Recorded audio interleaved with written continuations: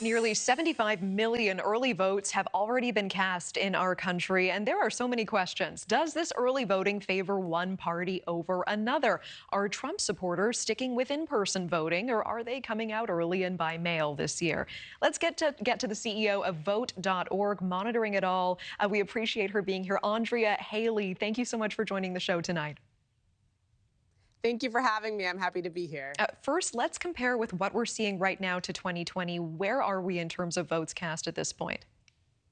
2020 is a really tough comparison because we were right in the middle of the pandemic and we had record high early vote turnout in 2020. But right now, if you take a look at 2016, 2016 we had around 46 million people voting early, and now we have over 65 million who have already voted early this election cycle. So while we're slightly off from early vote numbers in 2020, we are way over what we traditionally see in early vote. Okay, I appreciate that context. And Georgia in particular has seen a record number of early voting numbers, I'm hearing. How many votes have been cast so far in that state, and why does it matter so much there? Georgia has seen a huge increase in early voting, and they were breaking records from day one in Georgia. And what is really interesting to me is that a lot of the early vote in Georgia seems to be that people are also wanting to show up in person. They're switching back from the pandemic style of vote by mail to a large degree. So we're seeing a lot of people go to the polls in Georgia and want to actually physically cast their ballot right there. Is there any indication of whether all of these early votes are better for Democrats or Republicans?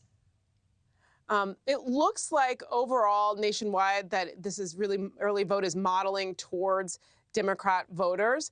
Having said that, there's an increase in Republican voters participating in early vote this year. It looks like many of these people were people that would traditionally vote, and high propensity voters is something that is jargon that's used. It means that somebody shows up time and time again to vote. And these are people who normally would vote on election day, but this year heard the call to get out and bank their votes early and to early vote. So we're not seeing a lot of new voters that are Republican that are showing up in early vote. Understood. Is there a gender divide that you're seeing, and does that favor one party over another? There is definitely a gender divide. You're seeing women show up to vote all across the country in record numbers. We're seeing very high participation of women in early vote in Pennsylvania. And what that means for Republicans and Democrats is really a story that's yet to be told. No one truly knows. So we are seeing a big influx of women voting, though, and I think people really care about a lot of the issues that have occurred over the last year. So they're definitely going to the polls. Very quickly, I know you're seeing a spike in early voting in counties that have been hit by Hurricane Helene. Where are those, and why do you think that is?